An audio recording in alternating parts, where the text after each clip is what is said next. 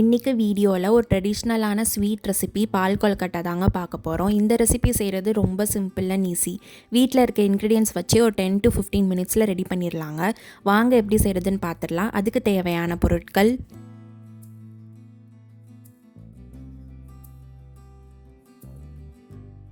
எடுத்து வச்சுருக்க பச்சரிசி மாவில் ஒரு அரை டீஸ்பூன் சால்ட்டு சேர்த்துக்கலாங்க. சேர்த்துட்டு நல்லா கலந்து விட்டுட்டு தேவையான அளவு தண்ணி சேர்த்து ஒரு சப்பாத்தி மாவு பதத்துக்கு நம்ம பிசைஞ்சு எடுத்து வச்சுக்கலாங்க.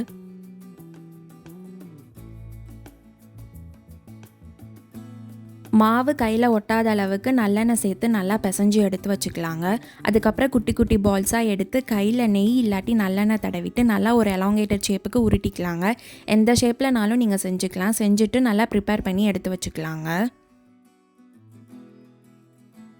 ஒரு சட்டியில் நான் ஒரு 4 கப் தண்ணி சேர்த்து நல்லா கொதிக்க விட்டுருக்கேங்க. கொதி வரவும் நம்ம உருட்டி வச்சுருக்க அந்த மாவை நல்லா ஒன்று ஒன்றா சேர்த்துக்கலாங்க.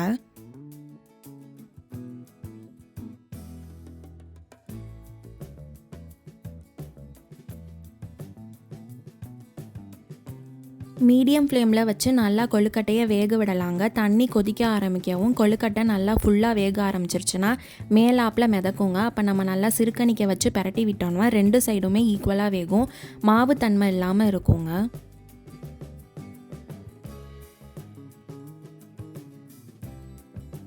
இப்போ இந்த ரெசிபிக்கு தேவையான அளவு நாட்டு சர்க்கரையோ இல்லாட்டி மண்டை வெல்லமோ சேர்த்துக்கலாங்க. சேர்த்துட்டு நல்லா அந்த நாட்டு சர்க்கரை கரையிற அளவுக்கு மிக்ஸ் பண்ணி எடுத்துக்கலாம். இந்த ரெசிபிக்கு ஸ்வீட்னஸ் உங்களுக்கு ஏற்ற மாதிரி நீங்கள் சேர்த்துக்கலாங்க.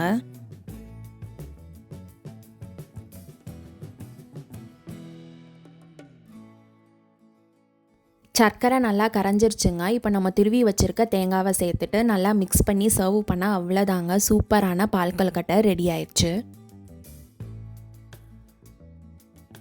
சாஃப்டாகவும் க்ரீமியாகவும் இருக்க இந்த கிளாசிக் டெசர்ட் ரெசிபியை செஞ்சு இந்த சம்மர் வெக்கேஷனை சூப்பராக என்ஜாய் பண்ணுங்கள். இந்த மாதிரி சிம்பிள் அண்ட் யூனிக்கான ரெசிபீஸ்க்கு Sooru-Ready-ah யூடியூப் சேனலை சப்ஸ்கிரிப்ஷன் பண்ணி பெல் பட்டனை கிளிக் பண்ணிக்கோங்க. உங்கள் ஃப்ரெண்ட்ஸ் அண்ட் ஃபேமிலிக்கும் ஷேர் பண்ணுங்கள். தேங்க்ஸ் ஃபார் வாட்சிங்.